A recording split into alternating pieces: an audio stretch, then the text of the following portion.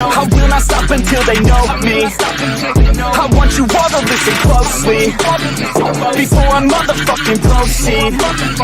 Yeah, when you're grinding on the low key and they're complacent with their own needs. Ace is dancing, so you know what that means. It is time for another episode of the Last Week in Wrestling podcast. We got Horton with the shades, so you know it's time to get down with some amazing podcast topics. And welcome back, everybody. It's the comeback week. We started it last night with, of course, AEW Grand Slam. We had an amazing time watching that show, an amazing show nonetheless. And, of course, right here in my backyard, we're doing it again tomorrow night for AEW Rampage. It is the second night of AEW's Grand Slam week. I'm very excited to have AEW very, very, very close to home right now, giving us great content. But none of that is on the docket for today. The docket is pretty full. It's pretty stacked. We've had a lot of news that have been breaking throughout the day with WWE especially. But let's kick it off. And, of course, this is the Last Week of Wrestling podcast where each and every week we like to give you guys news as well as our opinions, watch-alongs, reviews, and a whole lot of awesome new things is coming your way in the future, so stay tuned. But, I mean, yeah, let's get right into it, guys. WWE, the merger's official. So TKO is now the new brand for WWE, which means all of the WWE and the UFC have combined forces in a tag team to give us a whole new things that are just going to be happening, I guess, for the WWE in some aspect. But with great news, unfortunately, comes some sad news. We'll start off with that since that's the biggest thing that's kind of been happening on social media right now. We have been informed, like everybody else, WWE's cuts have come. And they're continuing to come as we actually do the stream right now with NXT. But the ones that we're talking about as of right now is, of course, the WWE ones with a slew of wrestlers that have unfortunately been cut today, like Shelton Benjamin, Dolph Ziggler, Emma, Rick Boogs. Who else was there? Madcap Moss is gone. Ali is gone. And a whole Mustafa Ali. Elias. Yeah. Elias Was well. Elias was like maybe a few days, a couple of days ago. Yeah. I thought Elias was already gone for some reason. Yeah, he was gone earlier. I guess in a sense you could say that. I mean, he hasn't really been around. I mean, and what's really crazy is like they just brought back Emma, 5 months ago, something like that. And she hasn't even made it a year, and now she's gone. So yeah. You haven't seen Dolph Ziggler in forever either, you know. Yeah, I can't believe they released Dolph Ziggler. Yeah. I cannot believe it. Yeah. In his situation, I feel really bad for him because he wasted all his time in WWE doing all this stuff, and he is getting older. And where can he go now? I mean, he really can't have the best matches that he used to have. He would have had if he was younger. Now he's older. I don't know, man. He can still go, man. Yeah, I think he's still good. Still great. I think. How old is the guy? He has to be in his 40s. 40 something. Younger than Jericho, I think, isn't he? He's younger than Jericho. Yeah.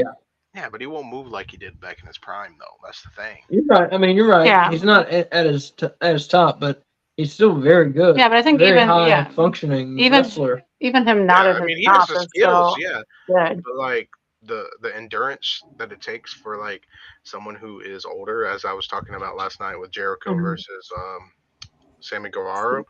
I mean, Jericho is older, and I don't see him outlasting someone who is a lot younger. So, yeah.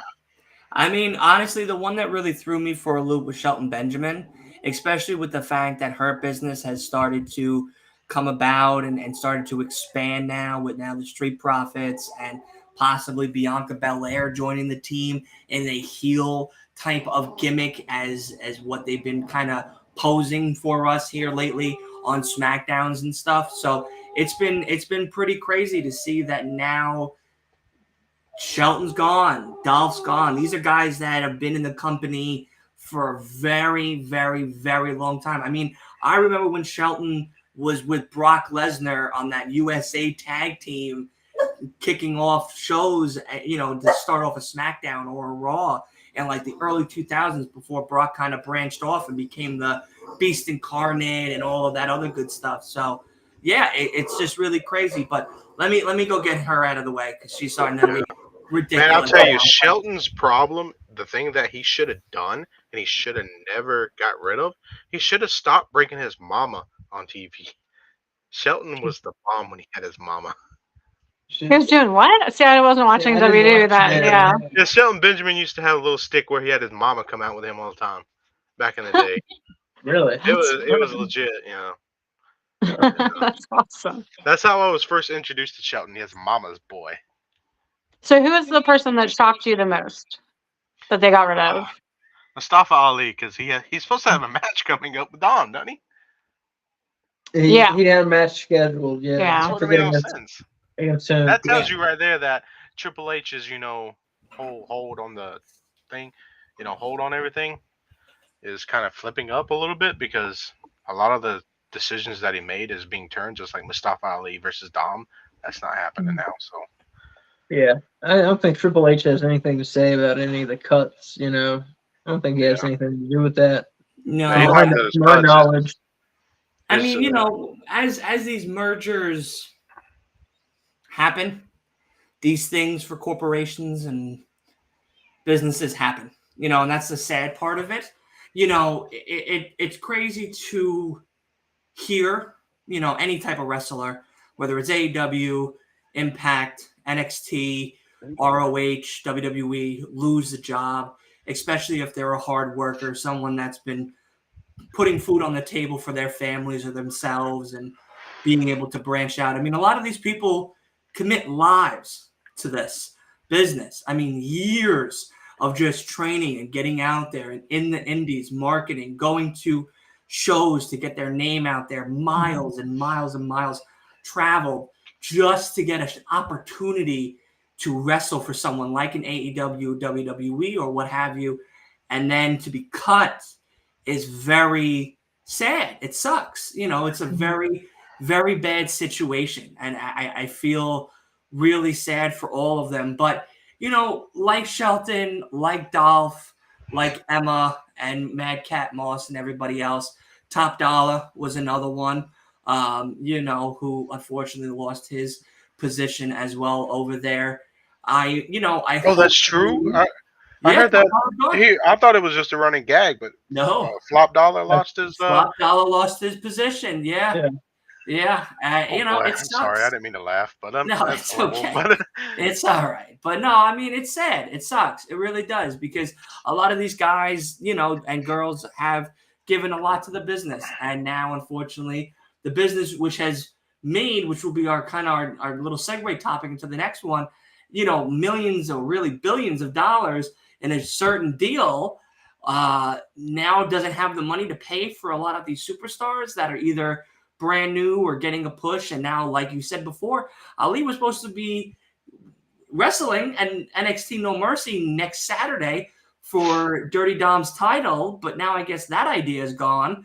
So what is left? What is left for Dirty Dom? Maybe it is, Dragon Lee, like we've seen throughout the weeks and stuff, them kind of feuding and whatnot. But, it's just very sad. And I hope that everybody gets on their feet very quickly. So that way, everyone can go back to feeding themselves and putting food and money in the pockets of their families and stuff, and being able to, do what they love, which is wrestling, just like us. I mean, imagine one day we don't do this podcast anymore because there's no more wrestlers.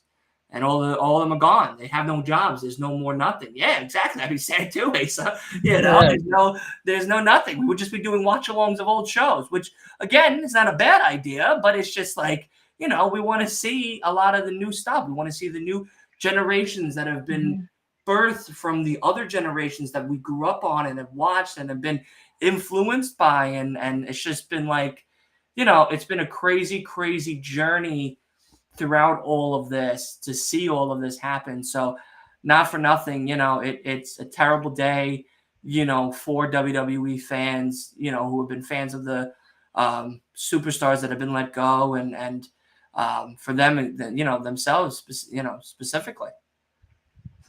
Yeah. I feel bad. I feel bad for it. I mean, it is business at the end of the day, and Right. WWE is going to have to do what they think is best in their best interest as a company. And all these people are, as close as they are just employees, just like any other company. And it sucks because, we're all on this ladder. Mm. And the higher you are, it's still going to hurt when you fall. And Yeah. these people are realizing that. I just feel like, sometimes people need to make the best decisions. And I know with Shelton Benjamin, for instance, correct me if I'm wrong, wasn't Shelton Benjamin fired last time in WWE? Or was it No, he's never been let go prior. No, he just left. He just left on his own. No, I don't think he's never left. Shelton's been around. Shelton just wasn't in action for a very long time because they didn't have anything for him. And then when they kind of created the Hurt Business, that's where him and Cedric Alexander started to flourish and started to get more TV time. They were part of that. They were the tag team division of the Hurt Business besides, Bobby Lashley and Omos or MVP and Omos and stuff. So, once MVP kind of took that role of a true manager's position and stopped wrestling, and it was Omos and Bobby kind of leading the charge in the singles division, you still had Cedric and Shelton wrestling as tag team performers. I mean, Shelton's had singles matches in the 2020s. Imagine him still keeping Cedric, Omos. Imagine them keeping Omos and getting rid of Shelton. Omos is a giant, man. Don't get me started on so many Omos. giants, though. I mean, he's a giant. Andre, and then he's a good attraction, and I think he has ability as well. I think I think he can do a little more than most guys his size. I think keep Omos. I think he could be an attraction. Yeah, they should have. I don't think we've seen the best of Omos yet. I don't think so. I don't think we've seen the best at all, to be very frank. They could just rebrand him. Yeah, They could rebrand him as something else. Exactly. What he's got going right now isn't nothing. They should rebrand him into something else. Yeah, he hasn't been doing anything. What's the last appearance he made? It was against, Rumble? I think. It was a live Royal Rumble, I think. Rumble. No, didn't he have a WrestleMania match? He had a WrestleMania match, didn't he? Oh, Yeah. right. Yes, against Seth Rollins. Yeah. That was after the. That was Rumble. before Royal Rumble. No, that was after the Rumble. It was after the Rumble. Oh, yeah, Rumble it was always after starts the year off.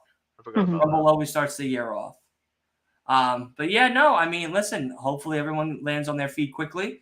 Everyone can get jobs, whether it's on the indie scene. I know I was on a lot of TikTok lives today, from Derek to Know Your Wrestling and a bunch of other great content creators. They were talking about maybe pushing Shelton to maybe ROH, maybe seeing him on AEW. Same with Dolph Ziggler. It's just See Dolph Ziggler go to AEW. yeah. I mean, it's just something that I hope happens. I hope one of these guys or girls starts making their way into the indie scenes to really build up their character, work on their stuff, work on themselves as wrestlers and as character creators, and maybe get another opportunity at a big time promotion like an Impact, like an AEW, like an ROH, and be able to find success and be able to do everything that they wanted to do and live out their wrestling dreams, even if it's not with the WWE. I mean, we know that the brand and the product is changing, and it keeps kind of rotating around the same crew of people. And we've had multiple podcast episodes about how we wanted change and certain things to be done between either the men's division or women's division or titles and everything else in between. So, whether it is with or without the WWE, hopefully these good people will be able to find success still in other avenues of wrestling and get back on their feet. If you want to say, sorry. Go ahead. All I'm going to say is, just remember, the door's never closed at WWE unless you're CM Punk. That's all I got to say. Shout out to CM Punk. There's a good post. Madcap Moss. He changed his name. What's his name? Riddick Moss. He changed his name to Riddick Moss. He had a good post on X, formerly known as Twitter, where he said, he was like, "Did you hear? I graduated from WWE today, And he was like, just promoters, just so you know, my booking fee has gone up and blah blah blah. And he had this whole scenario. It's funny. Just check Riddick Moss's X account for it. Okay. All right. I will. So he was I'm using gonna some have to. humor to deflect the situation a little bit. So that was, that was. I mean, not for nothing. It's a big thing to put on a resume. I worked for the Talking about WWE. Rick Boogs? Yeah, he changed his No, Twitter. Madcap Moss. Oh, No, Riddick Riddick Moss, Madcap Moss, yeah. Okay, I was Former looking at Andre the Giant. Didn't he win the Andre the Giant Battle Yes. Royal 1 year? Rick Boogs got kicked out too, didn't he? Yes. Yeah. I saw. Yeah, Rick Boogs had some potential as well. You know, I'm surprised about Dana Brooks. I'm surprised. Yeah, Dana Brooks was one of the big surprises. I hope AEW just snatches her right up. Yeah, they need to get her. They need to get her. They need her. They need to get several of these women. Happy to hear that. I guess. I know he's a big fan of Dana Brooks, so hopefully, hey, listen. It all comes to how bad they want to come back in this business. Hopefully their time in wrestling wasn't poor or bad, where they don't want to steer away from it. But not for nothing, it's it's a crazy time to be a wrestling fan right now, because besides that unfortunate news, with everything, there is some light at the end of the tunnel, it seems, with especially one superstar in particular leaving one brand to possibly be coming over to the other one. And I know we all kind of heard it already, but Jade Cargill is possibly going to be in the WWE roster. Maybe all that money that they made recently was so that they can get her over there, because sexy chocolate goddess. Yeah, she is a superstar. She's an absolute superstar in AEW. She was a reigning and defending TBS champion, and I know we've had our conversations about how we felt that Jade's reign was very stale at one point due to the lack of the women's roster that is over in AEW and everything. But now going over to a different women's division and someone of the likes of WWE, now we have the opportunity to see Jade really be the ultimate wrestler that we all know she can be. And by that, she now has competition like with Becky and Charlotte and Bianca and Rhea Ripley even. No, Nia Jax, get her the hell out of here. But a lot of other great women, and even being able to build up other ladies in the near future, like Piper Niven, Chelsea Green, maybe even Nikki Cross comes around. It's crazy to say that, but maybe she comes back around. Yeah, I mean, I like Nikki Cross. Yeah, I think she's funny. Yeah. But we see people like that: Candice LeRae, Indy Hartwell, even Asuka, Io, Bailey, Dakota when she comes back. So the list for the competition for Jade is almost endless, and there's a lot of great opportunities and possible tag teams that she can form, and building up new people, even new women that are coming from NXT, from their graduation to the main roster. So there's a lot to play with here, in that sense that with Jade's presence, it's going to bring a lot more of a higher feel of competition now in the ring. And I think that's very exciting. So we'll go around now, and I want to hear from everybody. We'll start with you, Horton. What do you think about the possibility of Jade coming? And what are your maybe match or two that you're excited to see to come out of Jade's performance and career in WWE? WWE has a great opportunity here with Jade Cargill. She could either fly or she could flop, and that's the horrible thing about it is, I hope she flies. I hope she does really good. That's if WWE uses their great creative mind to do something really good for her.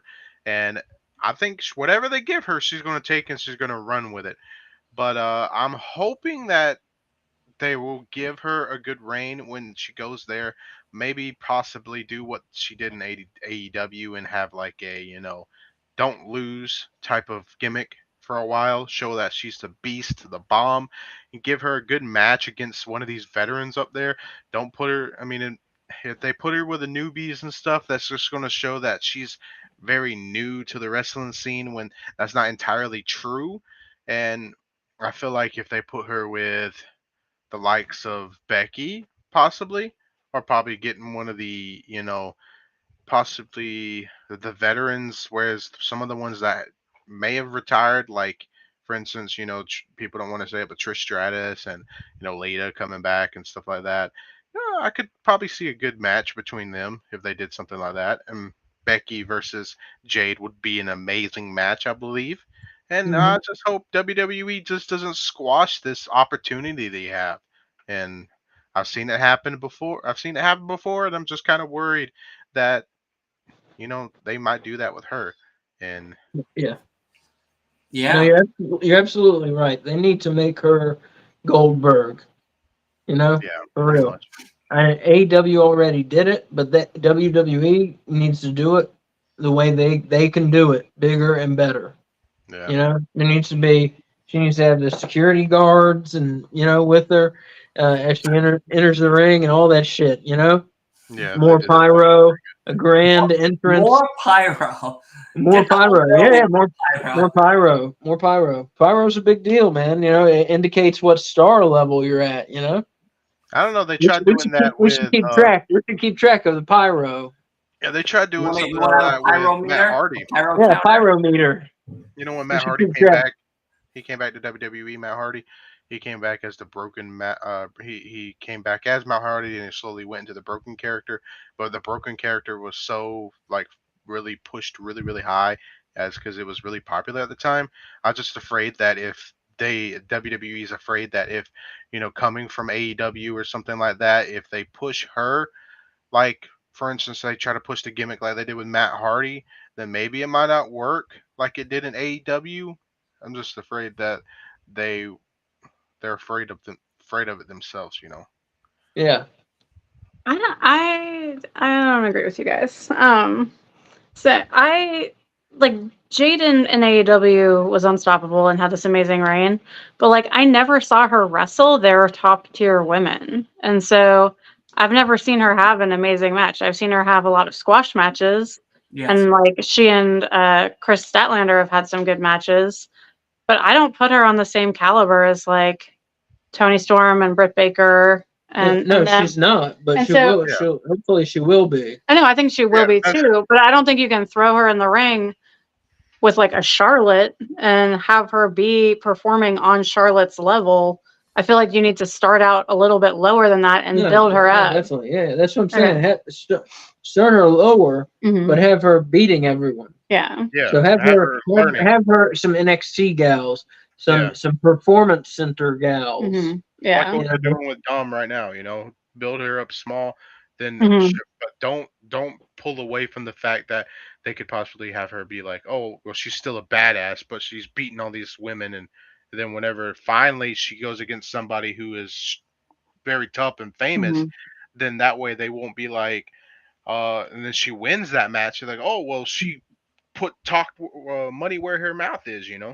Mhm. Yep. She whoops them too. Yep. Yeah, I just think it needs to be a slower process than. Yeah, it has to be a Throw it in good her face. build. Yeah. I It think can't be as like well, AJ guys. Styles. You can't throw them Yeah. out in her face, and because I feel like she will flop if they did that. Because Mhm. AJ Styles, he's been around everywhere. He made his name for himself, and he had the fans just like Cody. Cody came, and Mhm. they can't throw it. They don't have the talking leverage like Cody and AJ and them did. So I feel like No.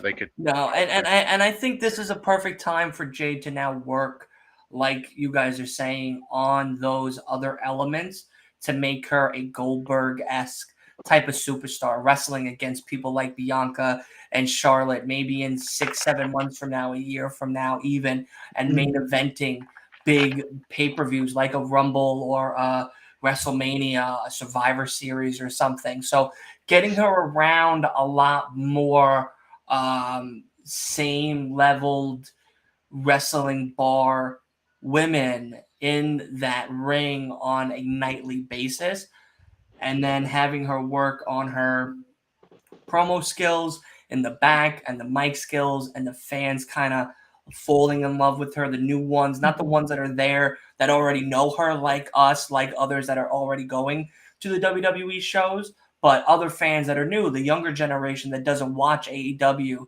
but now is into the women's division like a lot of us are, now seeing a new fresh face is like, who's she? Oh, wow, I really like her when she's on the mic. I really like when she's in the ring. I really like this, that, and the third, getting those T-shirts and, really supporting her and making those posters and whatnot. So if that slow build does happen correctly, I think we do have that top-tier performer on our hands and someone that can lead the locker room in great success, and I think Jade already has shown some of that in parts of AEW. Yes, majority of that reign as a TBS champion has been squash match, Sky Blue, squash match, Chris Stratlander.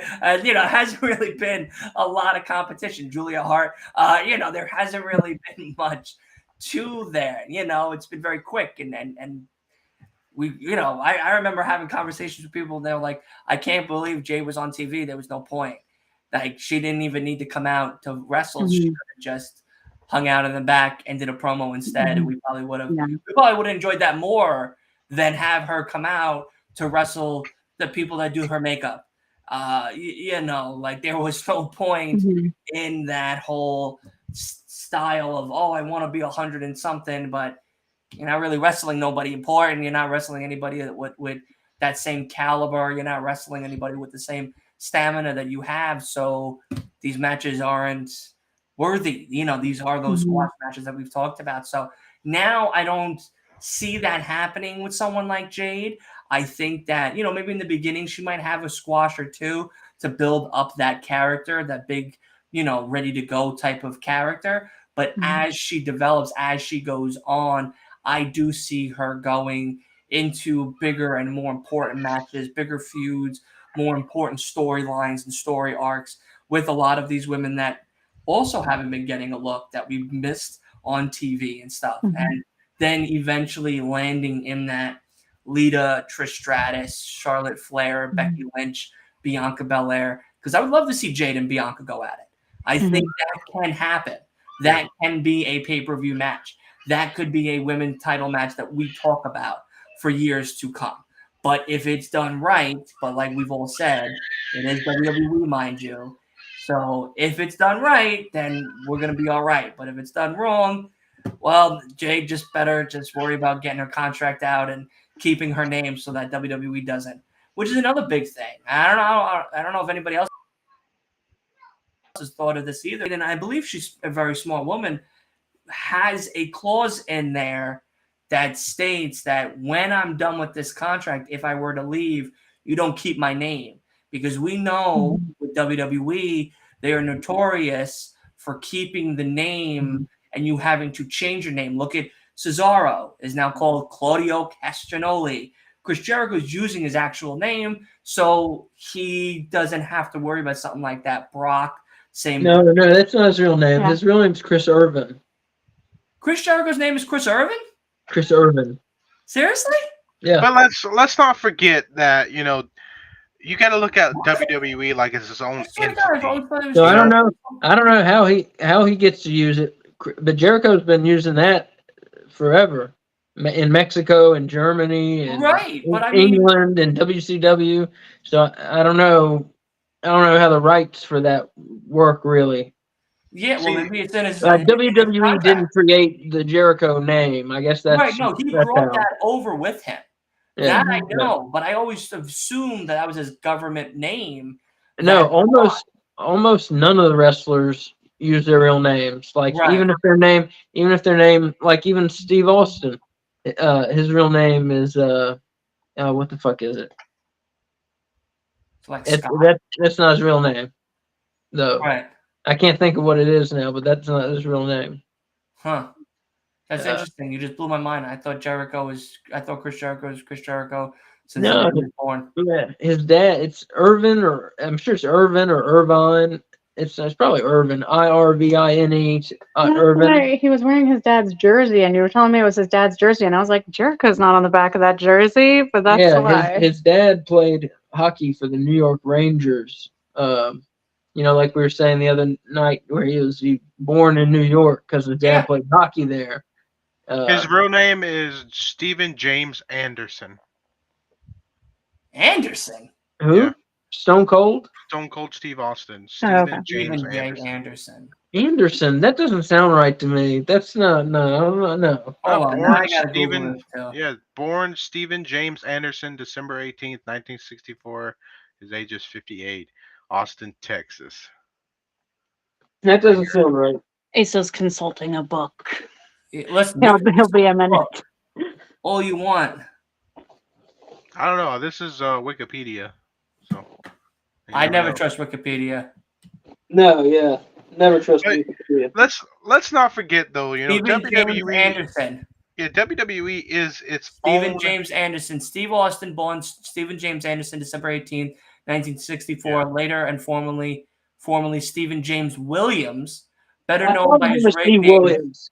That's what I thought it was Williams. There you go. Stone Cold Steve Austin, American television actor, retired professional wrestler, signed to the WWE. Okay. Can I say one more thing about Jade Cargill real quick? Yeah, we're still talking. Okay.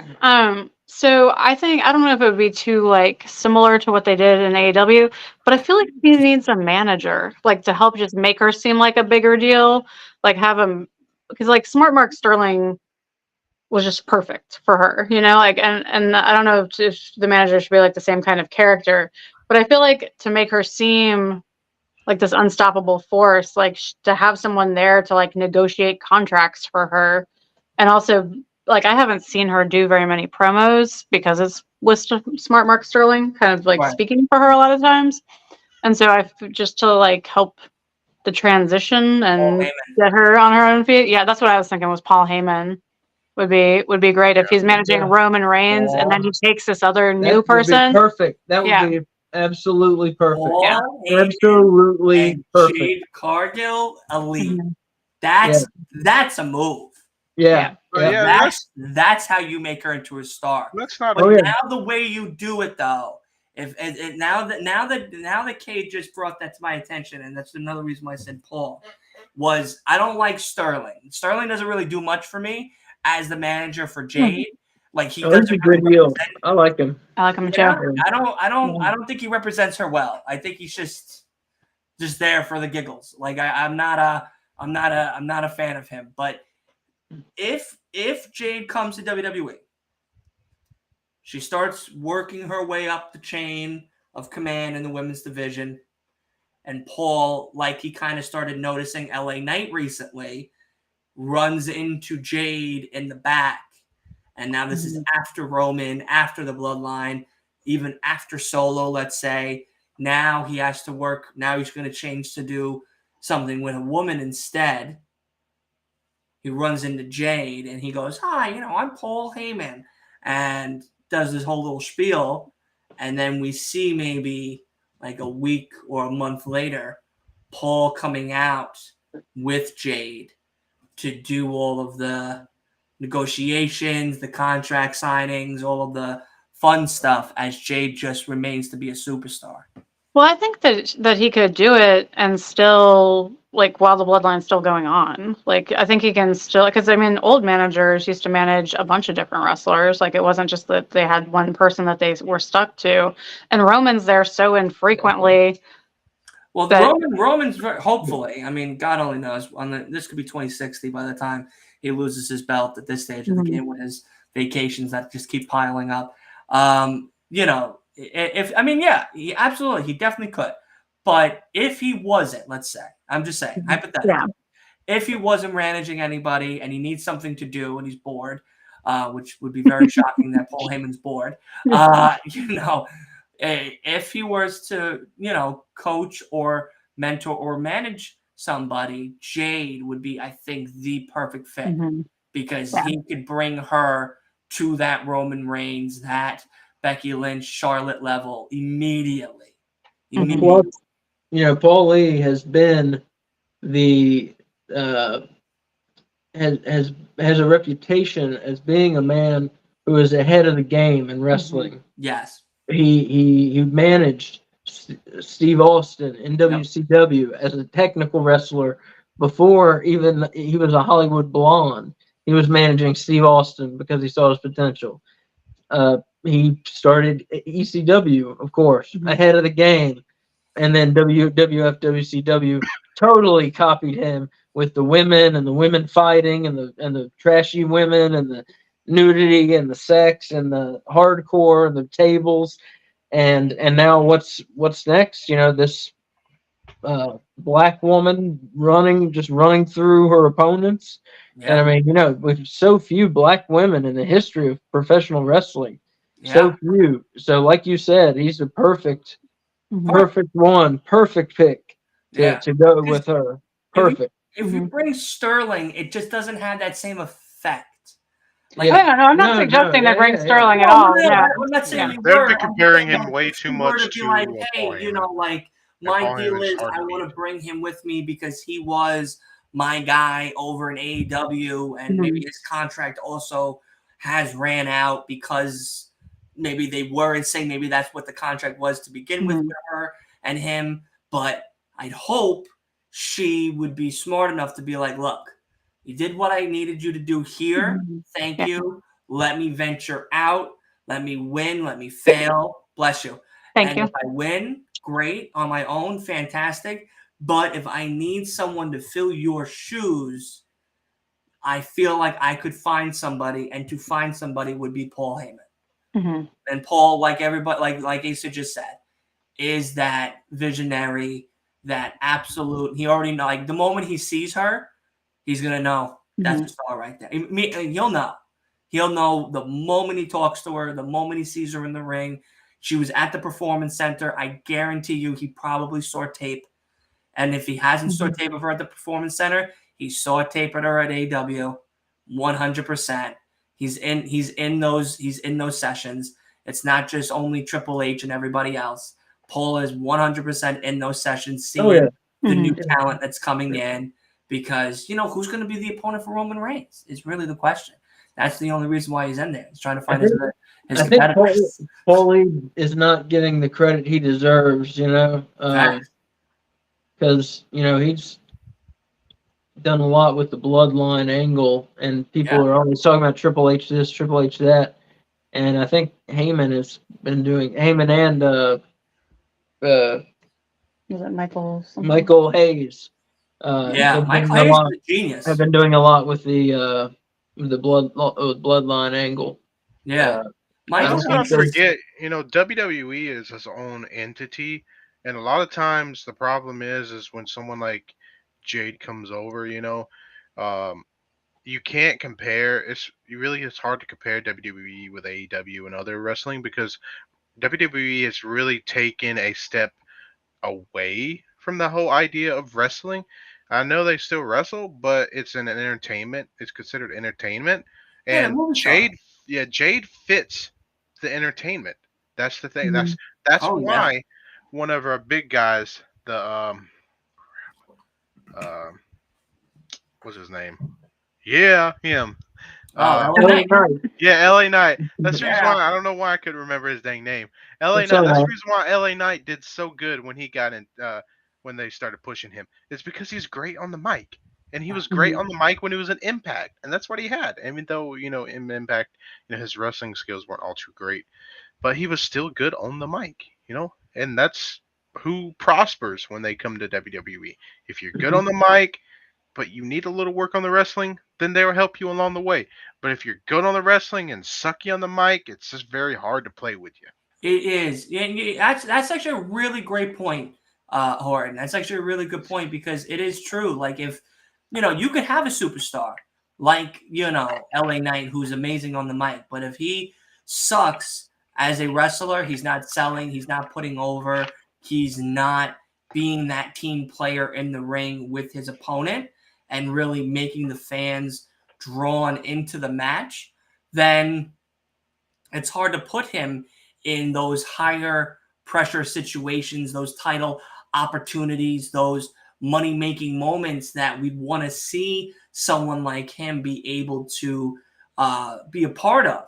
But if you can sell well and you're doing a great job in the ring, but your mic skills suck, it's, you know, it's a catch-22. It's like, you know, if you're 50% good on one thing, but you're like 20-30% all right on the other, you got to work on the other to get yourself that 50-50 divide, so that way they can put you almost anywhere so you can flourish and be able to do everything that the WWE wants, which is, of course, to make you a superstar, make you the next Roman or the next Rock or what have you. And luckily, you know, LA Knight, yes, has that ability on the mic, and there is no argument there. And, you know, in my opinion, his wrestling is good.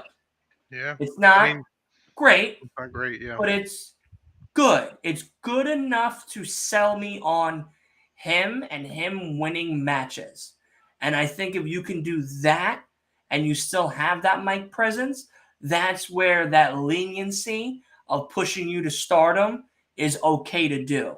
Because even if you're not 50-50 equally balanced, but you can really show up and do your thing on the mic and do well enough and sell to an extent where fans are drawn in, then that's fine. Like, even if there is work still to be done in the ring on you on that technical aspect, fine. That's always something that will improve throughout the years. You know, there's generational talents like Ric Flair and The Rock and Stone Cold that have been just great. But besides the training that they've done, there have been moments where we've seen them not at their peaks, not at their best. There's been moments where they always didn't sell correctly, or, you know, the matches maybe weren't the best of what they were already have brought or going to be bringing in that future. So, you know, there's always that you know, give and take sometimes with a lot of these superstars. Yeah, to answer Santo, I mean, should Jade be on Raw or SmackDown when she arrives? SmackDown. I feel like she'd be good on Raw. Raw needs somewhere. Raw needs women. They need the women. Yeah. Really? Yeah, because I feel like I said, you could put it with Charlotte over in SmackDown, then you're gonna pretty much do what Kay says is gonna happen. She's gonna get an ass handed to her by Charlotte. Mm-hmm. Yeah, I think that she needs to be on the show with less strong women. Yeah. You got to make her strong. Yeah, I know you got Ripley on Raw, but I'm not saying like throw her in there against Ripley right away. But I'm saying like you have Asuka, Bianca, Io, and Charlotte all on SmackDown.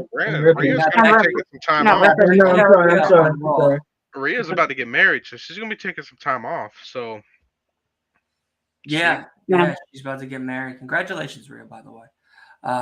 That's another guy. And Dominic's not invited to the wedding. I hope Matt Cardona. So that's I hope he comes to WWE. It was Matt Cardona. What? Yeah. Is that what you said? Yeah. No. Wrong Do you guy. mean Wrong guy. I was Matthews? thinking about him and Chelsea Green were Matt Cardona's married with Chelsea Green, right? Yeah, Cardona. I was thinking. So it's Buddy Murphy. Buddy Murphy was the one that's with Rhea Ripley. Yeah, they're getting married pretty soon. Matthews, yeah.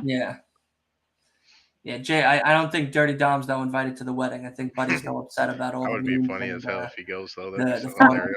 And then the whole entire time you see a video that we as fans have put on the internet between the two of them. So I don't think he's invited to that wedding. But hopefully he is. I think everybody in the Judgment Day is invited to the wedding. I think so too. Yeah, no, I think so too. I'm just kidding. But yeah, it would be maybe not Dom. Who knows? Good video to see him like. Yeah. I think they're very close. Oh no, they very. Dom's gonna be the best man.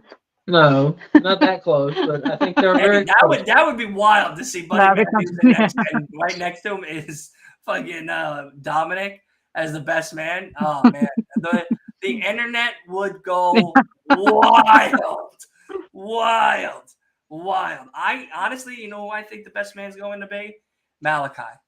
I think Malachi would probably be Buddy's best man. I mean, yeah, I think so too. I don't know. I know that if I'm correct, Gunther had both. Wait, are they getting married on TV? Have I missed something?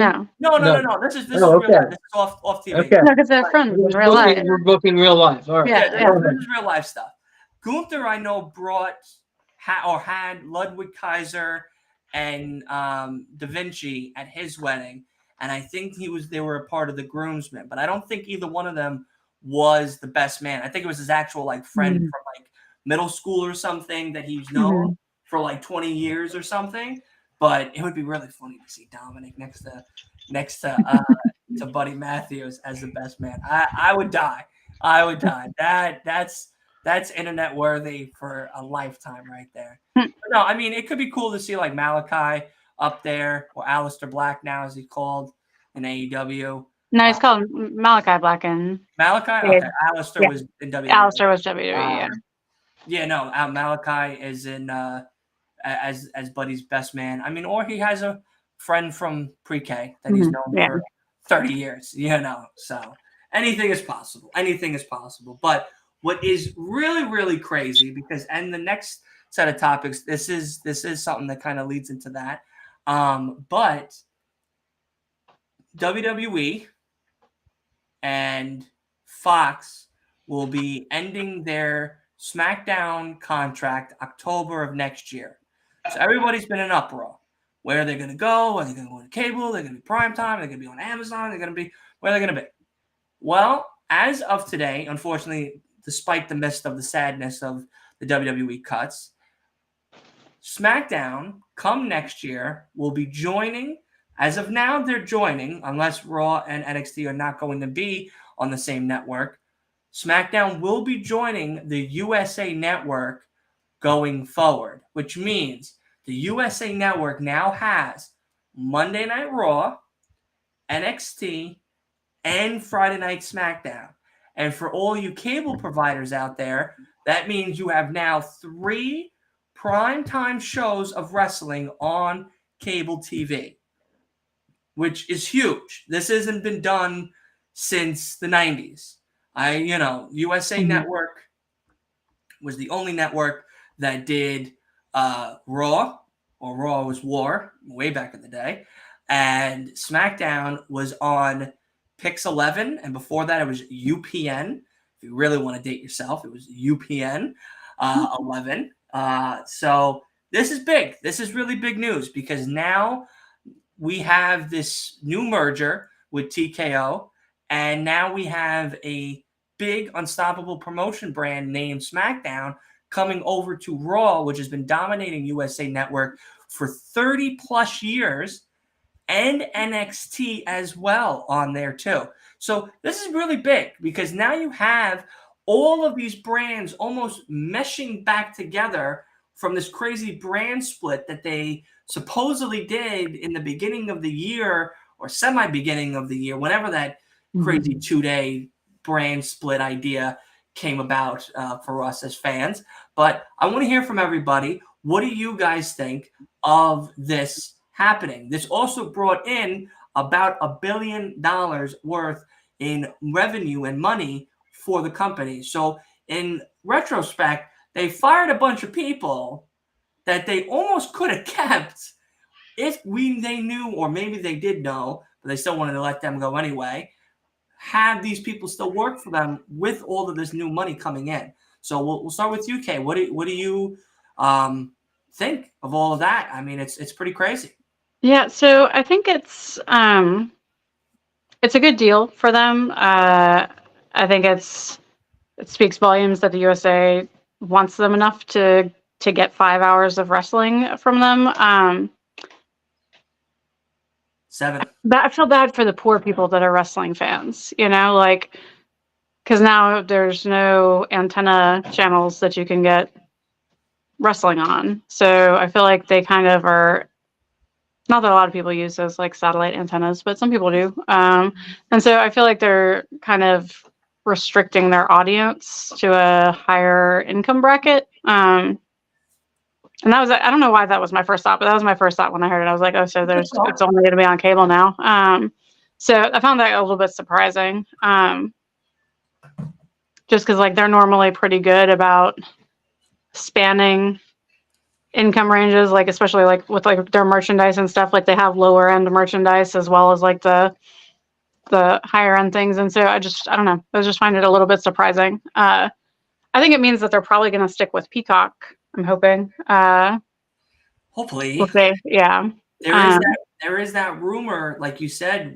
Hopefully they stick with Peacock because with the PLEs, it's a big bonus. We get to, we pay for Peacock, so we get the PLEs, which is nice. Instead of back, if we really want to date ourselves here again, back we used to pay like we do with AEW $50 per pay-per-view, and with as many pay-per-views as there is between WWE and NXT alone, we're looking at $1,000+ in just pay-per-views, because there is that rumor that is going around that with the UFC merger, we might have to start paying for these pay-per-views again going forward. So since the deal now has happened where SmackDown is now on the USA Network with Raw and NXT for now, because Raw and NXT's contract does end next year. So there is that possibility that Raw and NXT could be going to a different network, or they're all going to be on the same network. And that's 7 hours of wrestling on one channel. On one channel, 3 nights a week. It's a lot. That's a lot of wrestling. Maybe not to all of us as fans, but to the majority of us who have to watch all of these shows and do these podcasts and be content creators, it's a lot of wrestling, people. But so, going back to UK, I hope too that we keep Peacock, because I'm already paying $50 a pay-per-view for AEW. If I got to spend $100, $200, let's say, a month, or at least close to $200 a month for pay-per-views, I'm going to be very picky with my pay-per-view choices. Yeah. Well, and then too, WrestleMania would cost $100 because it's 2 nights. Yeah. We have to pay for 2. Man, if they're smart, they will keep it just the way it is. I mean, give away your biggest stuff, give it away is a great business model. I mean, really, it really is. Because away, because then what you don't give away is the toys, the video games, the shirts, the gloves, the what the hell ever, the shirt, the masks. Speaking of that, you're carrying into, with AEW as well, I mean, AEW might, be looking at a whole pay for subscription to watch pay-per-view live events. If, the rumors are true and HBO's in line. Yeah, it looks like that's where they're headed, yeah. Yeah, that's going to be the next topic that we talk about with AEW, because that is something. But yeah, what are your final thoughts, Asa, on the whole merger now with SmackDown on USA and the possibility of paying for pay-per-views again? I don't like SmackDown moving to USA. It was really cool to have it on a broadcast station. That increases their reach. Their reach, yeah. And I mean, some people can't afford cable and can't afford other TV and stuff like that. So it's cool to be on broadcast and be able to have some wrestling on broadcast TV. Yeah. So I hate that's going away. That's my biggest feeling on it, really. Okay. What it's about funny, you? We already talked about that. Yes, you did. In my honest opinion, I'm worried that they will try to start charging for pay-per-views, because if they did, I'm not going to pay the money to watch it, and I'll just look it up on YouTube whenever it gets done and over with, because I'm a cheap bastard, so I'm not going to pay. We're all going to be that way soon, I tell you. Yeah, I'm not going to pay that, but if they started changing how they book their stuff, maybe, but still, that's going to be a lot. But it going to USA, I think, is a good move, mostly because I think you could get away on USA with a lot more than what you could on Fox, and it's just like I was kind of making a big deal the other day about how on Fox, they were censoring the asshole, and it just kept beep beep beep beep beep, and it got so annoying, and I hated it so much, and I'm just hoping that if they go to USA, they aren't going to censor as much, and I'm hoping that's the case. And That's it. I think Yeah. USA will censor just as much. I mean, we're still TV PG, aren't we? We're TV PG. Technically, yeah. Well, they haven't came out We're and said supposed it, to be but TV PG-13 like about a year ago, almost a year ago, with 14. Triple H around, but I guess Mm-hmm. that hasn't happened. Maybe Right. now that does. Maybe that's the new starting point. Come when SmackDown ports over to USA, if they are able to land all three on one channel, maybe they do start going back to that TV 13 rating where we could have a little bit more freedom of expression on language, and Yeah. maybe we start having a little bit more blood shown on Yeah. these shows. But then again, there is that risk that you might start steering new fans, because a lot of the fans nowadays are children. Let's be very frank. Right. There's a shift that changed many moons ago Yeah, but that's when fine. I mean, I started watching and that's wrestling when I was a fine. kid. That's great. Yeah, that's Yeah, great. I love having new fans and starting them like when I was a young, kid and everything like that. That's when I found wrestling. Now, mind you, when I found wrestling, they were still bleeding and cursing, and there was a lot of bra and panty matches and pillow fights. And See, that would be weird being a kid then, because I was a teenager when all that shit was going on, or like weird. It's funny. It'd be weird being a kid during that period. Yeah, I was like, I don't know, 10, 9. Did you mention earlier that when the releases and stuff? Did you mention Dana Brooke and all that? Yeah. Mansoor, Mace, Dabo Kato, Shanky. Shanky's gone. Shanky. Yeah. Man, a lot of people. That's 1, 2, 3, 4, 5, 6, 7, 8. It's like 15, close to 20 people gone. 20 people. 20 people gone. That's well over $1 million earlier. Oh, yeah. Well, they made a double, triple, quadruple that in the sale alone to get SmackDown over to USA. So they've made up for that loss of $1 million plus for those 20. I don't know. I mean, now that they were speaking what Juggernaut said, WWE is now partnered with Endeavor. 18, something like that. Yeah, it's 20. But being partnered with Endeavor now, Endeavor is okay with showing the blood and stuff. I mean, they use right. But again, though, like to the point, this is still TV, and with the audience that's in the me and you and Asa and Kay in the stands, seeing all of that, we're all adults here. We're fine.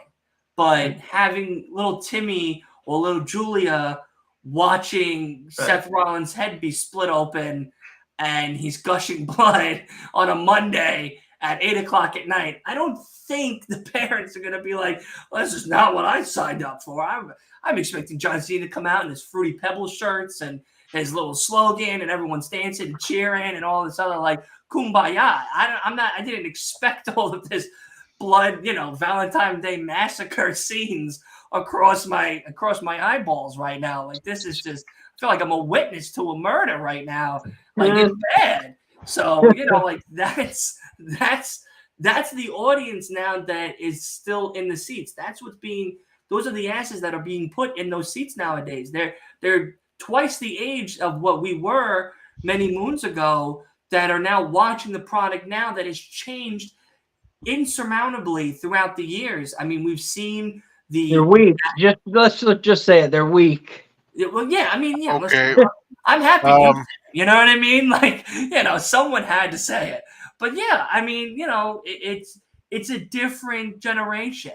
These kids, maybe you're still playing GTA and whatnot at home without telling their parents, but going to a show and seeing, someone get slammed through a table or having, those sticks shoved into their heads and shit like Moxley does, I don't think people are willing to pay to see that. Now, we're talking about AEW. That's what they do over there. That's what they love over there. That's why we love that product over there. But WWE has shifted from that blood, gore, and violence and sexual preferences to more of a Teletubbies type of entertainment to, where there's a lot more kumbaya and sing-alongs and, 24/7 belts and stuff like that. It's a totally different atmosphere. It's a totally different scene now. So, even if it was to go to that TV 13 setting, there's still limits to a lot of it. Maybe some of the cursing might be able to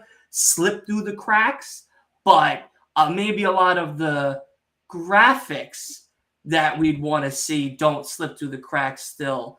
Maybe minor things get adjusted. Maybe we'll see like a little bit of blood, or we're not going to go see someone like run up and kendo kick someone's head completely off and like see their arm dangling and shit. Like, well, if you want all that, you go to AEW. Completely out. You're not watching that. Go watch UFC. You know what I mean? Yeah, like, exactly. you want to see someone get a concussion?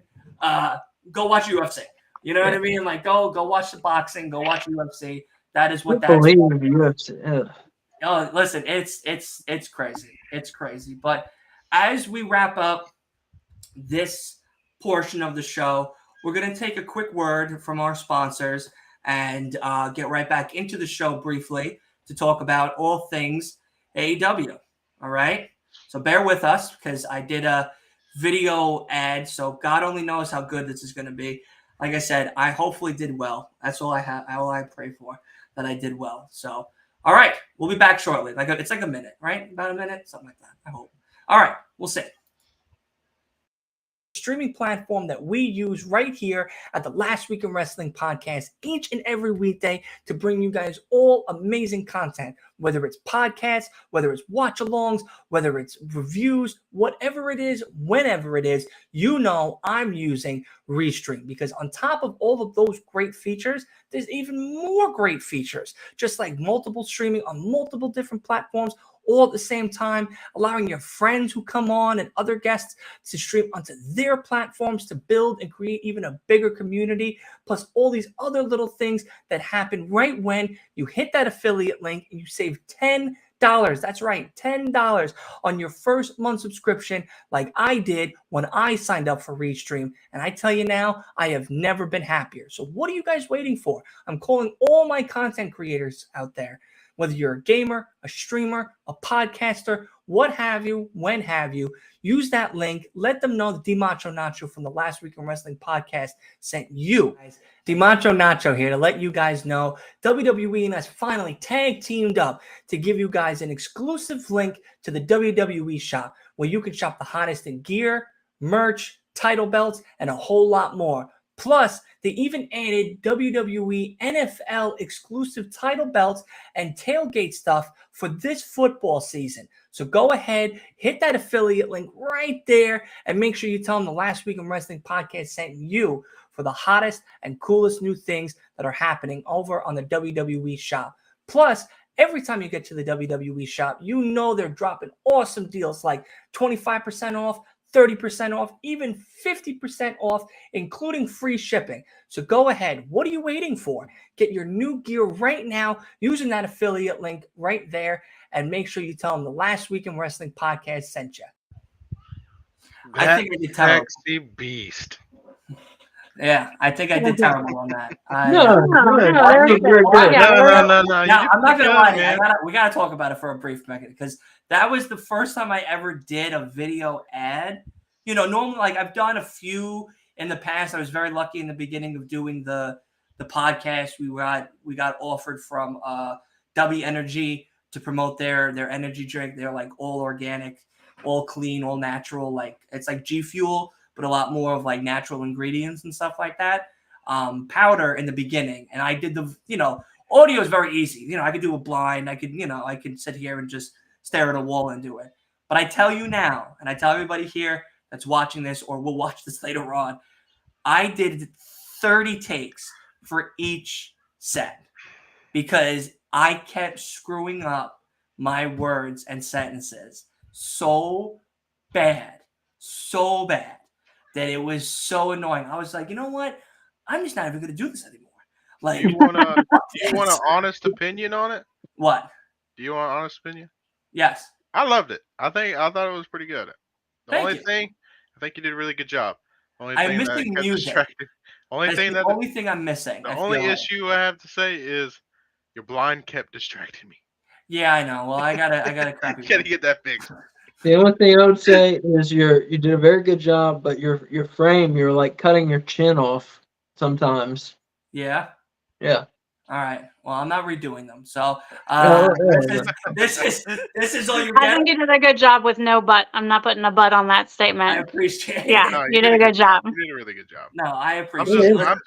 I'm just, pulling your, yanking your chain a little bit. No, I appreciate it. Listen, like I said, this is all new to me. I was very nervous to do it. I was screaming my head off when I couldn't get it right. Like I was like, oh, this is easy. Like I didn't even write a script or anything. That was all for the top of the head and everything. So I was just like, yeah, I think I got it.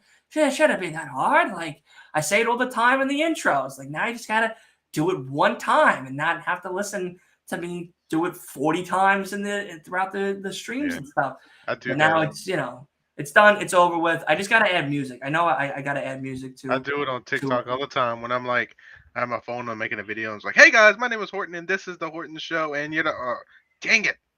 Yeah. Hello guys, my name is Horton. Man, I messed up again. Yeah, I did. I got frustrated. Yeah, because it's just like it's not that I wanted it to be like perfect. I just wanted it to be better than what I thought I could do.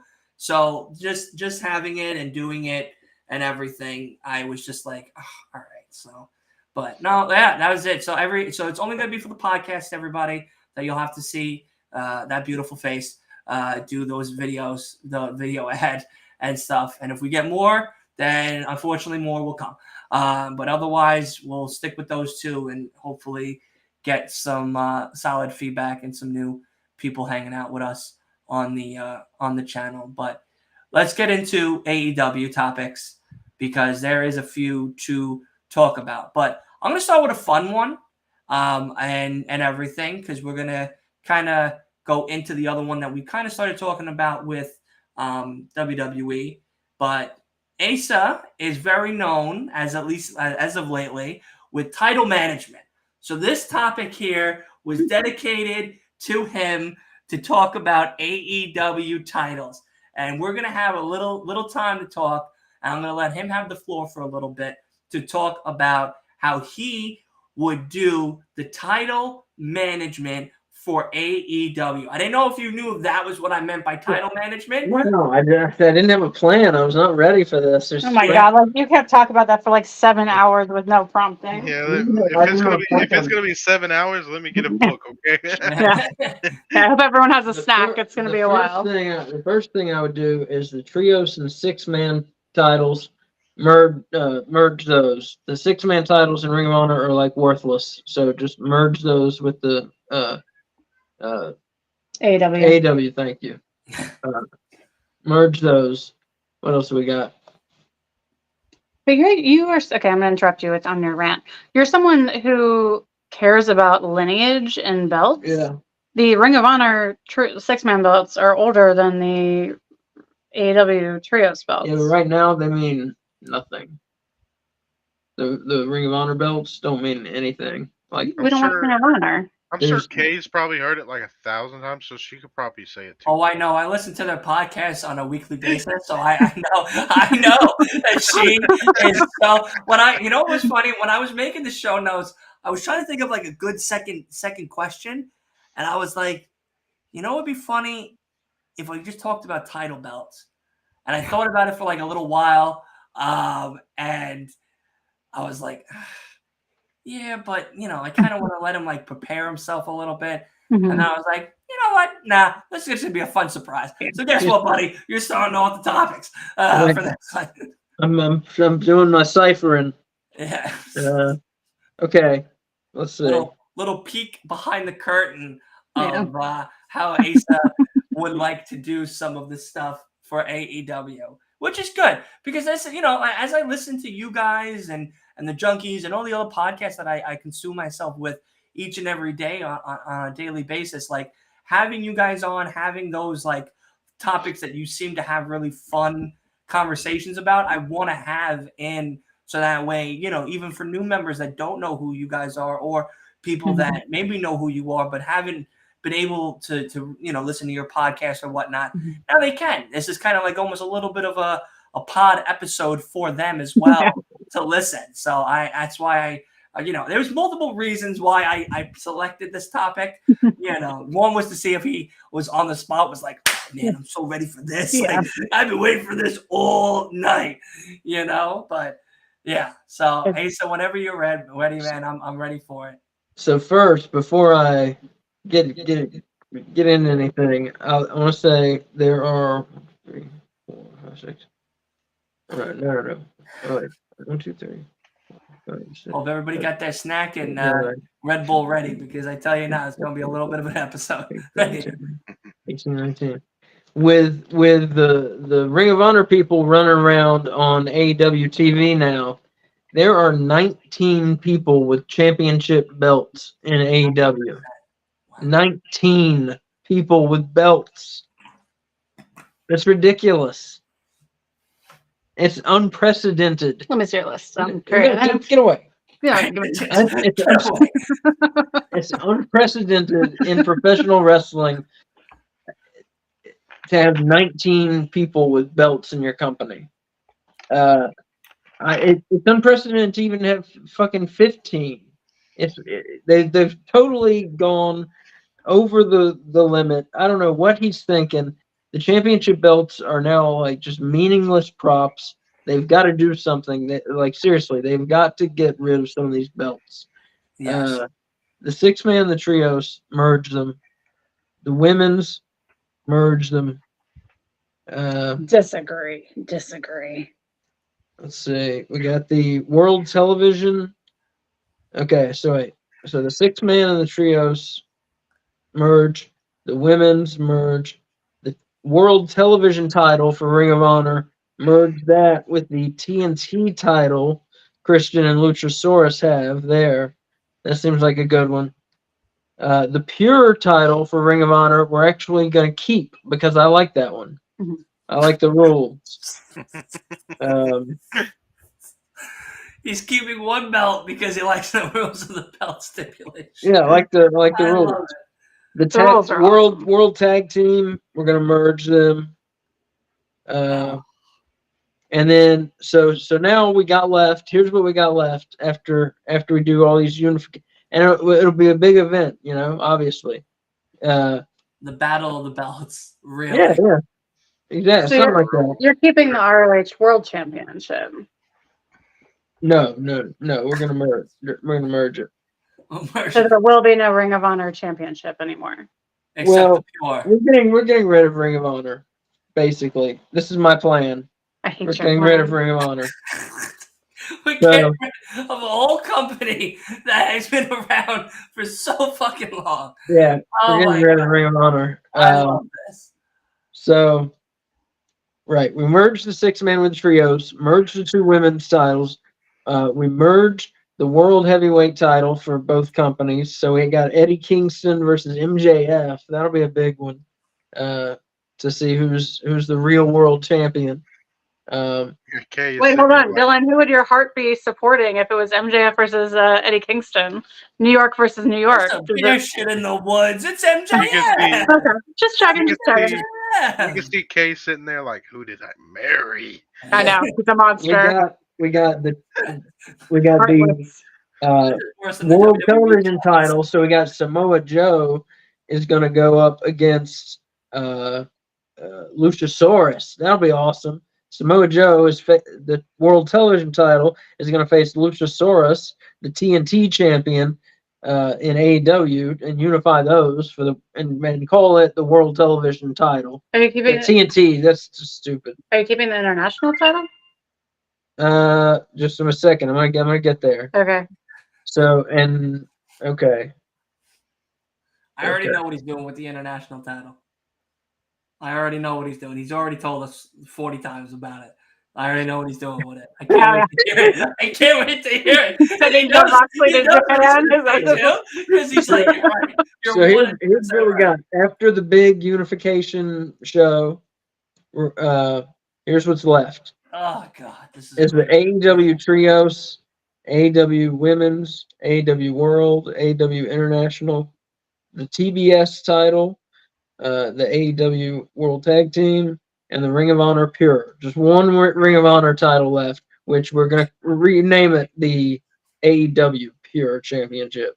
So that's 10 belts. Okay, we got 10, 1, So you 2, eliminated 3, 9. 4, 5, 6, 7. What you're miscounted.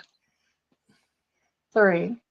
Oh, 10 physical belts. Yes, physical belts. Oh, okay. You were counting that the physical belts before. 3, 4, 5, 6, 7, 8, 9, 10 physical belts. I can Yeah. count. Yeah, okay. I'm so happy I did this segment. I'm so happy I did this segment. Okay. Okay, but no. Because if you are telling AEW that they need to give more time to women's wrestling and only 2 out of your 10 belts are belts women can get, I'm not done. I'm angry. I'm not at you. done. I'm not done. Oh. Okay. Fix it and give me my Ring of Honor women's belt back. No, we're not. We're not having the Oh, Ring of no, Honor we- belt. The Ring of Honor is dead. Ring of Yeah, Honor Ring is of dead in Honor this died. scenario. Ring of In Honor the is eyes dead. of Asa, Ring Let's of just Honor give all the died. titles to the ghost that's in the background of your video. Yeah. That is now what Ring of Honor has become. Yeah. That's Ring of Honor. Gary Gus of Ring of Honor. Okay. So here's what we're doing. The TBS title is getting retired. We are introducing an AEW Women's Trios title. How the fuck are they going to have a women's trios division? Because They they're got gonna like 9 Stop. wrestlers. You're messing with my segment. I just want to let everybody know now that when this segment is over, this is its own video that's being uploaded on YouTube. So if anybody wants to watch this specific segment, this is the segment to watch on the whole podcast. Just fire This is Tony it right Khan. here. Just fire Tony Khan and put Asa in charge. Yeah, fire Tony Khan, and then we burn down ROH. That's pretty much the I love two moves Ring of that we're Honor. making tonight. So we're signing. What we're doing is we're signing women from Japan, where they can wrestle, and we're bringing them over, and we're gonna have an AEW women's and Mexico, and we're gonna have an AEW women's trios division, and it's gonna be fucking awesome. And we're going to get rid of the New Japan one too. Yeah, we aren't gonna have any in New Japan. Yeah, no. Get They're away. staying in New Japan. All that. What are you going to do about Vikingo when Vikingo shows up? Can he have He's his gonna belt have with a him? red fucking carpet wherever he wants to go. That's what we're gonna do. Give the New Japan title to Roman Reigns. Ah, Be good. I'm so happy I decided to do this topic today. All right, so let's see. Here's what we got: Oh my 3, God. 4, 5, 6, He's 7, eliminated the whole entire 8, company. He's worse. 7, He's 12. worse than the TKO merger. Yeah, he's worse than Eric Bischoff. He's the Asa merger. The Asa merger has happened. That's the title. Okay. That's the title of the segment. The I Asa think- merger. All right, we're getting rid of the international title. Wow. It's retiring.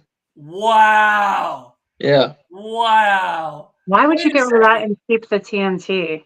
Why are you getting No, we're getting rid of the TNT. Oh, you're retitling it something? No, it's gone. I thought you merged the TNT and the TV title from Ring of Honor. That's what you said Wait. before. Well, I was going to, but it's gone now. It's retired. So, okay. TNT title's retired. Hold on. What belts do you have? I don't So understand. here's what we have left. We have You the have men's 10 trio. imaginary belts now. What? You have 10 imaginary belts now. No. Let me just pick out rid of some more. We got now. the men's trios. We got the women's world title, the men's world title, the men's world tag team, the AEW Pure, and the AEW women's trios titles. You have 11 belts.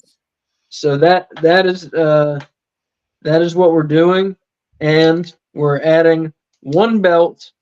It is the AEW Lucha belt for all of the Mexican wrestlers we're going to start bringing in into the company to fight the Lucha style.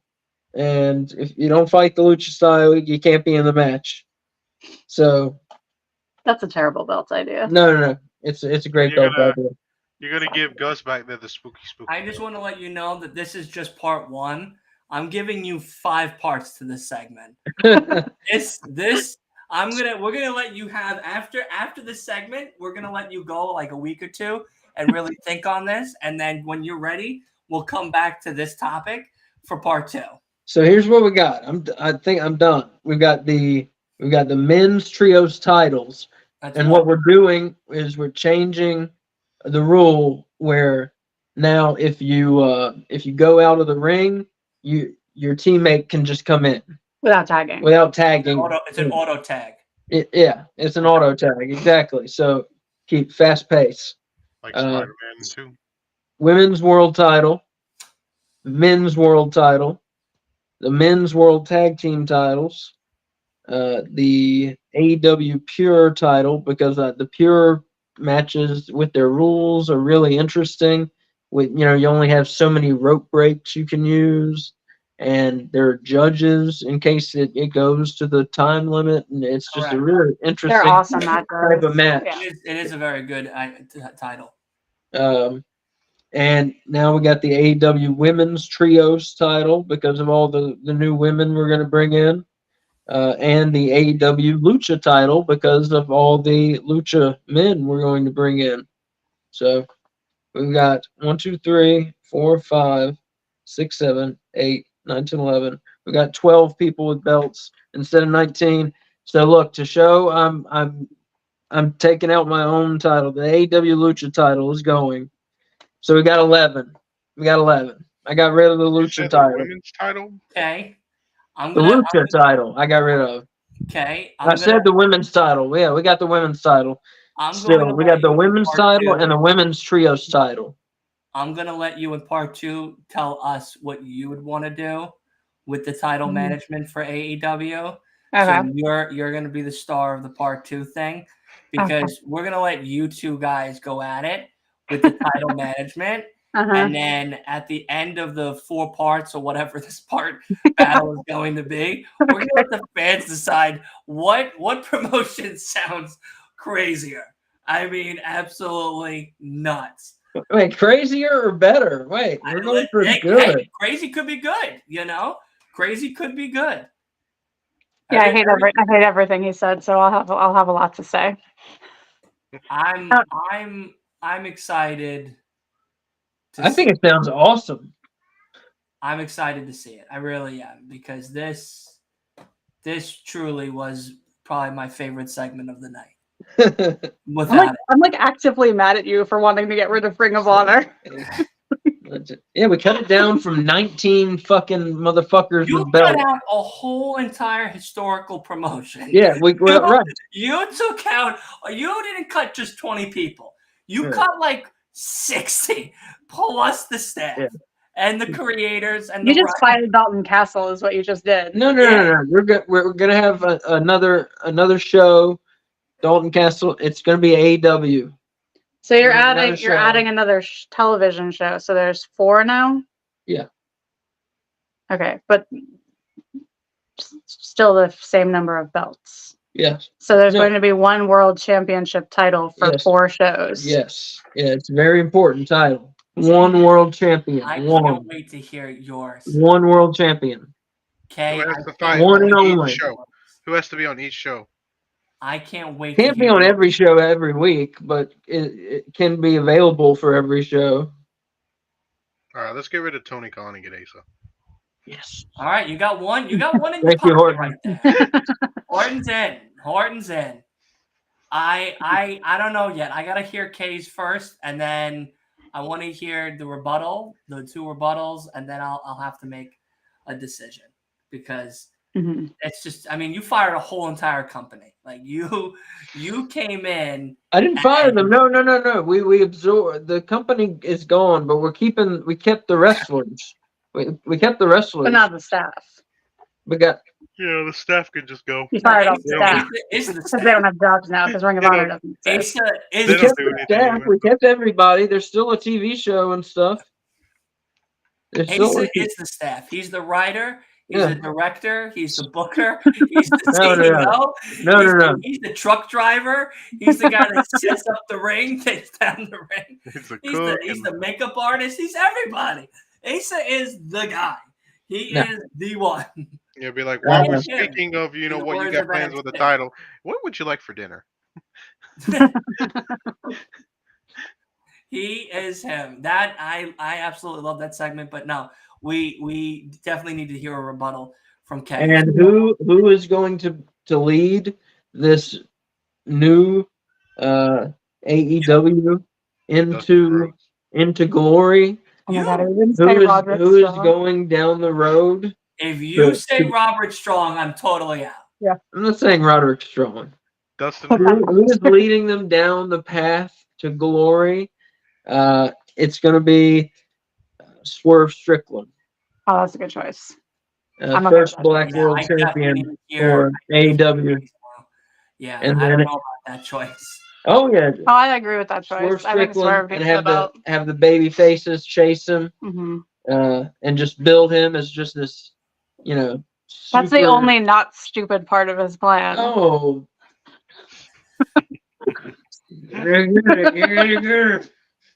Do you want my rebuttal right now or on next week's episode? I'm gonna let you have time. I'm gonna let you have time. Okay, good. Because I need to reflect. Yeah, because Ace had this right at the cuff. Yeah, You I know mean, I what knew I mean? he was going to get rid of some of the belts. I did not expect him to kill Ring of Honor. There's that. Calls it. No, like I said, everybody still has a word for firing. Everybody still has a job. There's still a TV show. It's just another AEW show. I mean, There's he's more not a total villain, There's He's more not content. a bad guy. It's gonna still let them have their jobs. I mean, Mhm. even if they have to cater, they gotta still do something. Yeah. I can't wait to hear what everyone has to say about this. I can't wait. When all these parts have come out, I can't wait. So we're gonna call the first part the Asa takeover. Mhm. This is the first. That's the title of this segment for this one here, and then the second one I'll come up with one the day of. But we are calling this the Asa takeover because he has taken over AEW and the belt. He destroyed it. Company. He told Tony, "Kick rocks. I'm in charge." And now I'm gonna pay you billions of dollars for your company, and you get the hell out. Yeah. I'm giving you $5 and a handshake, and you're getting out. That's it. You're done, buddy. Chicken too. So, all right. As now the fun and games are a little bit over, we have to get back to the topics of the show that we are here for. So, as we do that, like we were talking about with WWE before the crazy guy with the ads came out before to woo us for 2 minutes, we were talking about how WWE was merging. SmackDown was merging over to USA Network and everything. We gave our thoughts and opinions on that.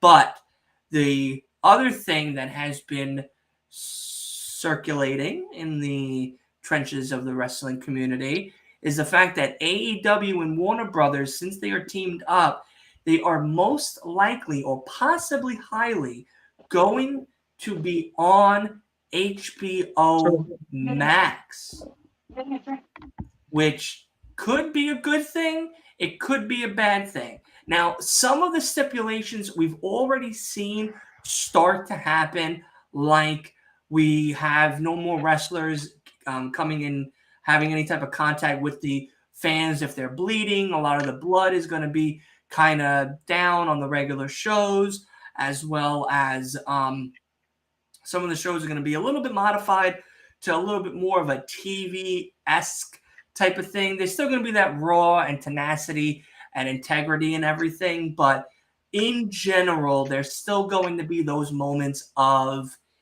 TV really being displayed on the shows itself. But the biggest thing that comes with this news is if this were to happen, if AEW were to come onto HBO Max, Warner Brothers is insisting that they do monthly pay-per-views or twice in a month pay-per-views.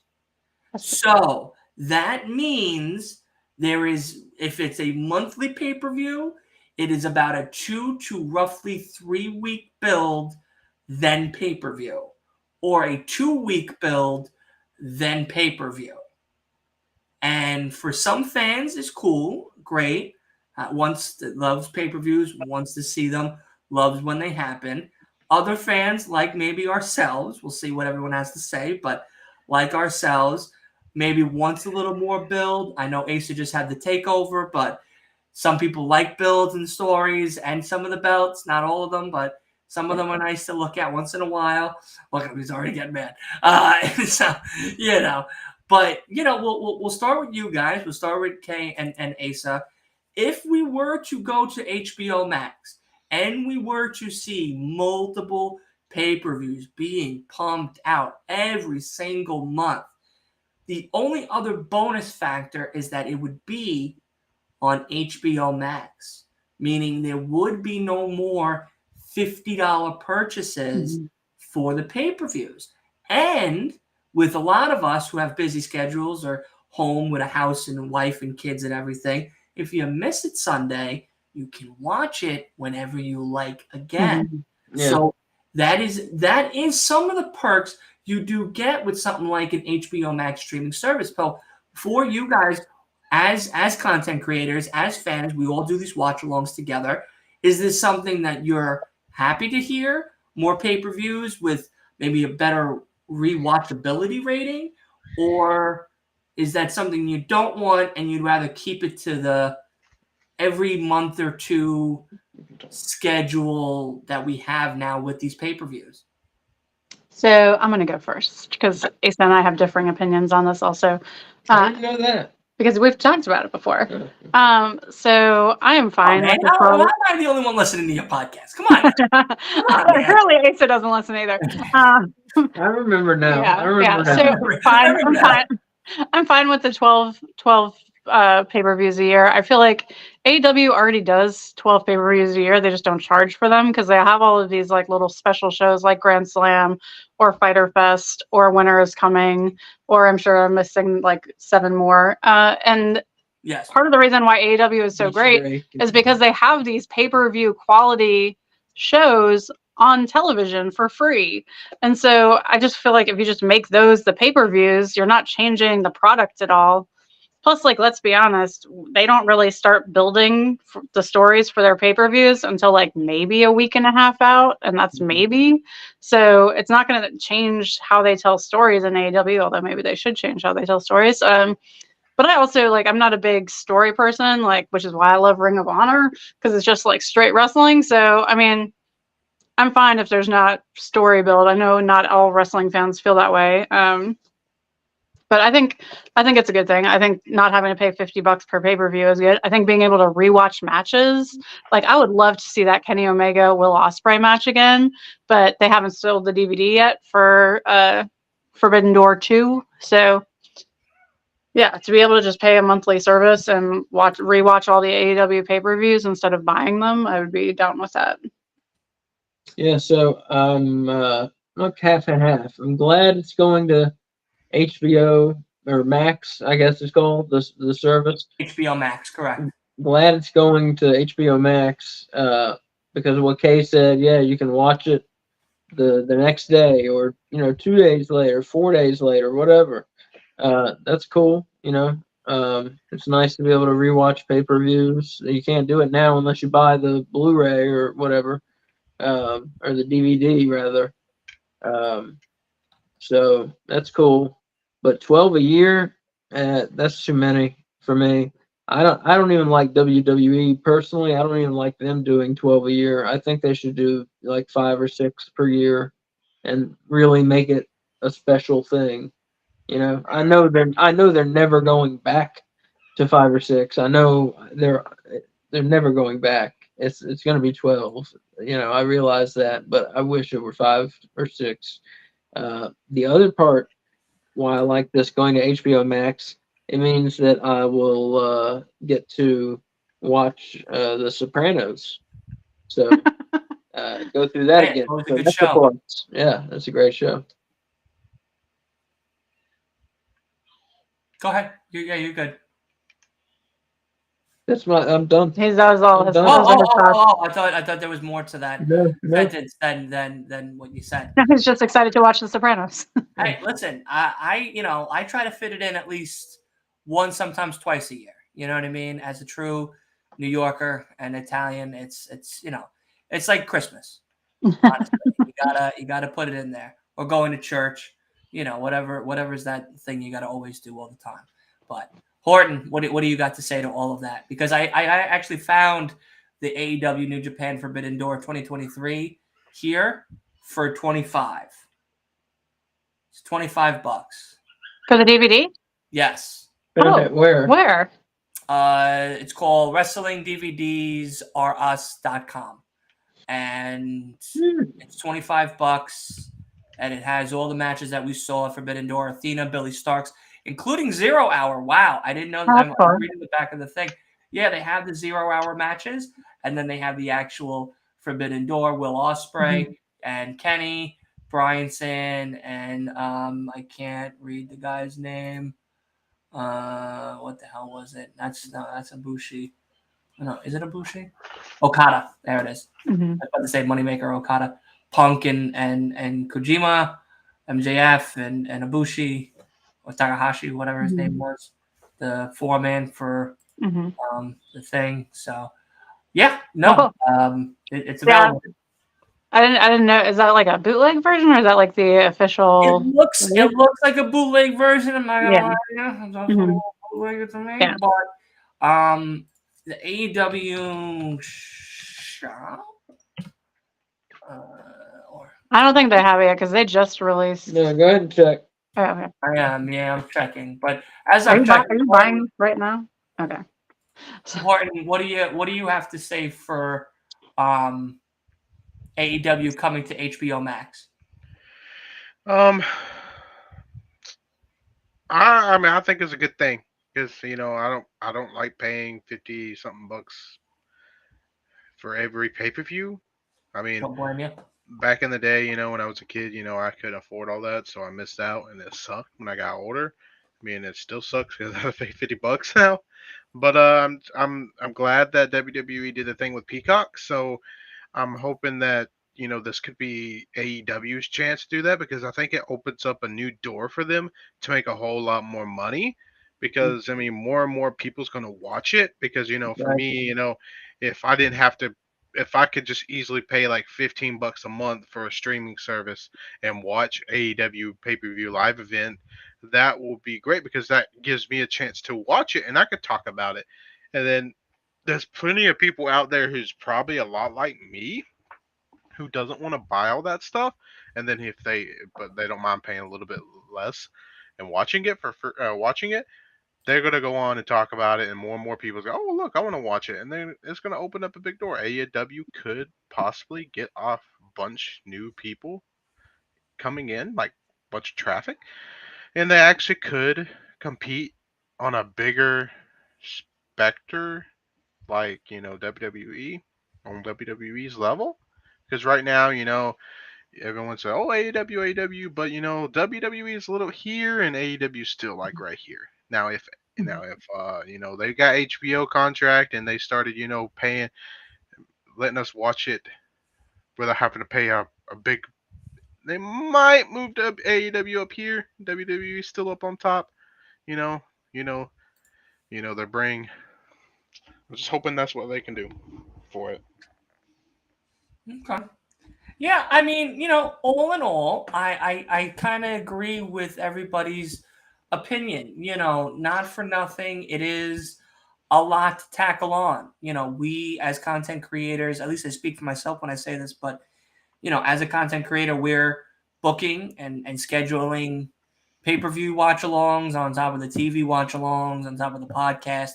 And, we just recently had to cut 2 watch-along shows out of the schedule because, like we've seen throughout the summer and tackling that on, it became too much. It becomes too much. It is something that not all of us can be able to do together all the time, or, we can't always stay for the 3 hours or the 2 hours or what have you, or the 5 hours if it's AEW.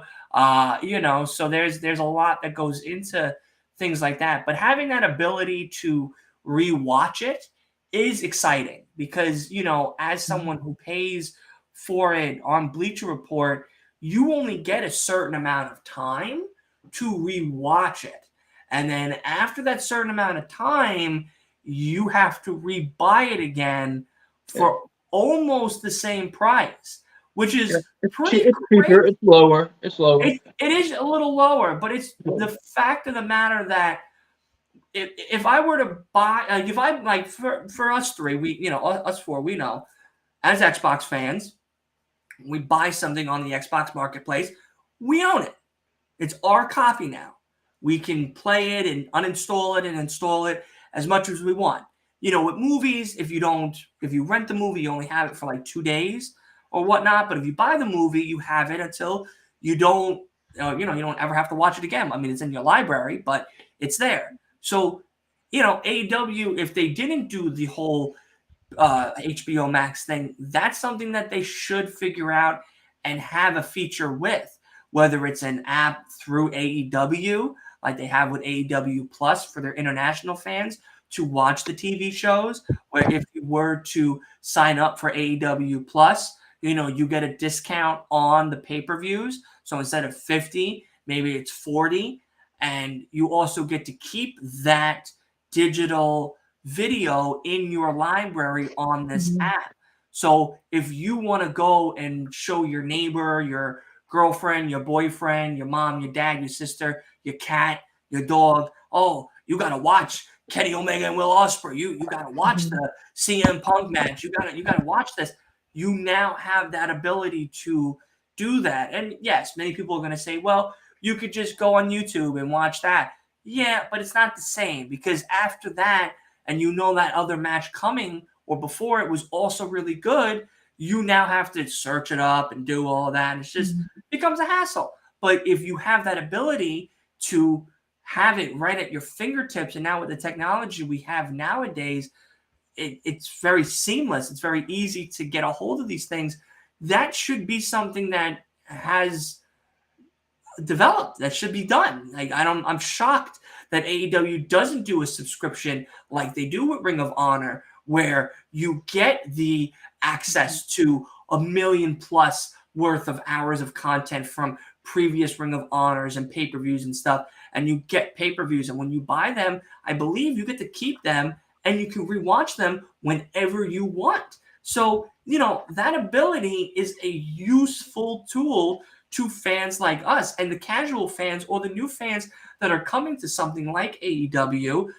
Having that at your fingertips is something that should be accessible. So I'm very shocked that we don't have that already, and hopefully that changes in the next year. But if they do go to something like a streaming platform like an HBO Max and have that ability there, okay, cool, but now, can I really rewatch Forbidden Door 2 tomorrow or Tuesday, let's say, or maybe next weekend if I couldn't watch it this weekend or because of work or what have you? Can I show my buddies and my friends this 2 weeks from now because it's on HBO Max? Like, is that really true? And if it is, great, because now it just expands that fan audience to a wider nation and a lot more newer eyes and fresher eyes to the product. So I think that's what's really great. And, that's something that WWE is really built upon, being a part of Peacock. We now can rewatch WrestleMania Night 2 today, right now, or Night 1, or the whole thing right now. And Night 1, maybe Night 1. No one wants to watch WrestleMania Night 2. Yeah, Night 2, we're probably going to skip one. But Night 1 for sure. But the point being, we could even go back to WrestleMania 19 and watch that now. And that was years ago, over 10 years plus ago. So the fact that that's available now for somebody like WWE, but isn't available for somebody as big of a company like AEW, is kind of puzzling. So maybe this whole HBO Max thing will work out for their advantage. Rewatching shows like Dynamite over again, or Collision, or Rampage. I know us 3, 4 have YouTube TV, so we have that ability to rewatch the shows that happened a week prior for a couple of weeks after the show has been aired until they delete it and get a couple of new ones. But otherwise, it should be something accessible for the pay-per-views as well, especially if we're paying $50. I mean, $50 isn't cheap anymore. It's in today's technological world, if you pay $50 you should get some digital copy of it, to keep. Absolutely. Yeah, and it's crazy we don't. Yeah. It really is crazy that we don't. And maybe one day we will. Maybe that is what this merger with HBO Max is. Maybe it is that digital thumb of content right there at our fingertips. Maybe the next pay-per-view, maybe next year's Grand Slam or Wrestle Dream or Forbidden Door or Full Gear, we won't have to pay $50. Maybe now we will just have to sign up for HBO Max for $10 a month and be able to watch that then, and we can watch it tomorrow and the next day and the next day, and so have you for years to come.